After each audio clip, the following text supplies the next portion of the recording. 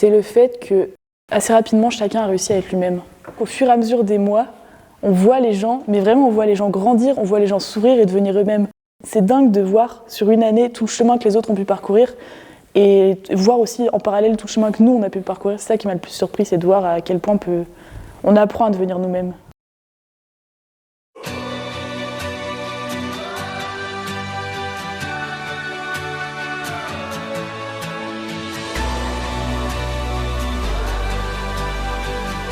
Je suis venue au foyer parce que j'ai un frère qui a 5 ans de plus que moi, qui était là il y a quelques années. Il a vécu des très belles années.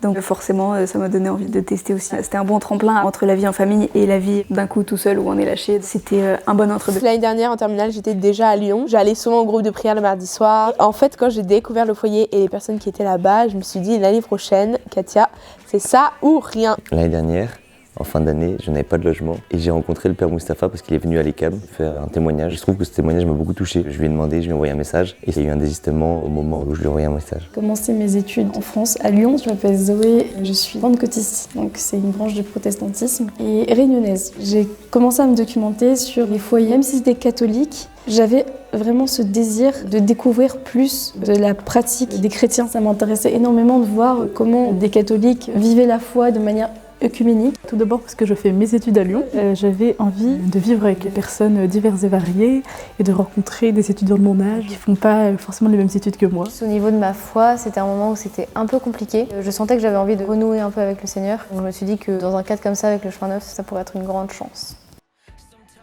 C'est ce que j'ai aimé. La deuxième année, ça nous permet de plus nous dévoiler et de se mettre mieux au service. Ma première année à H4, elle me fait énormément grandir. De 1, passer une super première année, et de 2, j'aime beaucoup la communauté du chemin neuf, leur spiritualité, ce qu'on peut vivre ici entre la louange, les frates le jeudi soir. J'avais envie de pouvoir continuer à grandir dans ma vie spirituelle, être entourée par plein d'amis. En fait, on vit comme une énorme famille. C'est qu'on puisse être des personnes complètement différentes. Ouais, on se comporte tous vraiment différemment au quotidien, mais on arrive à vivre tous ensemble.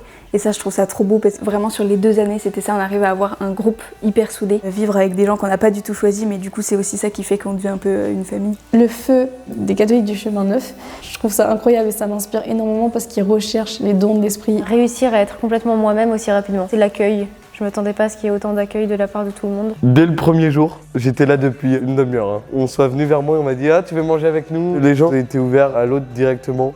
Soir même, il y avait une grosse ambiance alors qu'on se connaissait depuis 4 heures. Je pense que c'est moi-même. Ce qui m'a surpris, c'est de vivre cette fraternité et à la fin de se retrouver avec des frères et sœurs dans le Christ. Je suis arrivé avec beaucoup de questions et on y a répondu petit à petit. Il y en a d'autres qui se sont créés en même temps, évidemment. Toujours. On a eu des retraites, des moments de prière, des témoignages, tout ça, donc ça fait grandir. Ça me porte beaucoup dans ma foi, forcément. Le prolongement du salon, c'est la chapelle, et donc on peut très facilement aller prier en se sentant chez nous, en fait. Ça fait vraiment beaucoup de bien parce qu'on est vraiment au quotidien avec Jésus. Le fait de vivre avec d'autres personnes qui ont cette volonté, en fait, de suivre le Christ. À Jéricho, vraiment c'était la retraite, où tu te poses vraiment les bonnes questions par rapport à toi, par rapport au Seigneur. Les amitiés. Les amitiés. Tous les gens que j'ai rencontrés. Des superbes amitiés. Il y a une atmosphère de paix et de joie qui m'aide à avancer dans la vie, qui m'aide à avancer dans la foi, qui me porte au quotidien. Si tu as besoin d'aide, il y aura toujours quelqu'un ou... Dis ça. La fraternité en action. J'ai appris une autre manière de voir la relation fraternelle et j'ai l'impression d'être renouvelée en fait dans ma fraternité. Les frates, le fait de pouvoir partager. On a une église chez nous, quand j'ai du mal à prier ou je sais pas quoi, en fait, juste je me pose dans l'église et c'est trop bien. Tout le cadre, d'avoir un prêtre sous la main, de pouvoir poser mes questions quand j'ai envie et tout. Au niveau de mes études, ce qui m'a bien aidée, c'est de pouvoir bosser avec d'autres gens. Mais c'est vraiment de se sentir accompagné et d'avoir en fait dans la maison une chapelle. Tu vas à n'importe quelle heure, c'est ta maison. Le Seigneur, il est vraiment présent dans cette maison. C'est l'expérience de la vie en communauté, je pense. Parce que c'est quand même le noyau du foyer, quoi. C'est vivre avec les autres, cultiver la patience et l'adaptation.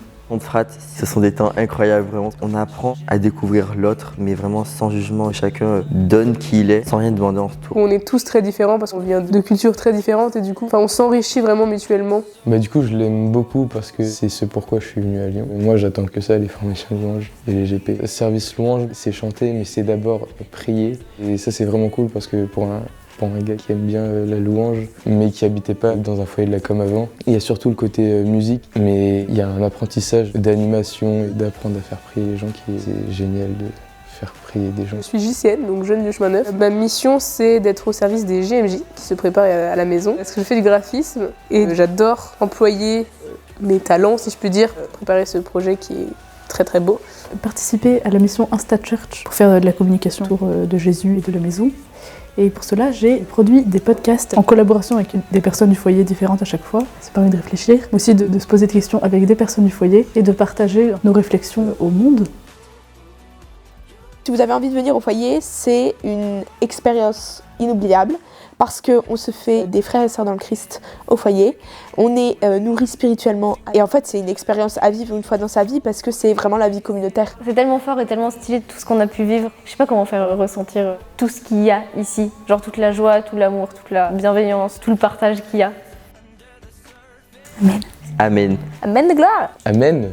Amen. Amen. Et amen de gloire, quoi. Enfin, vraiment.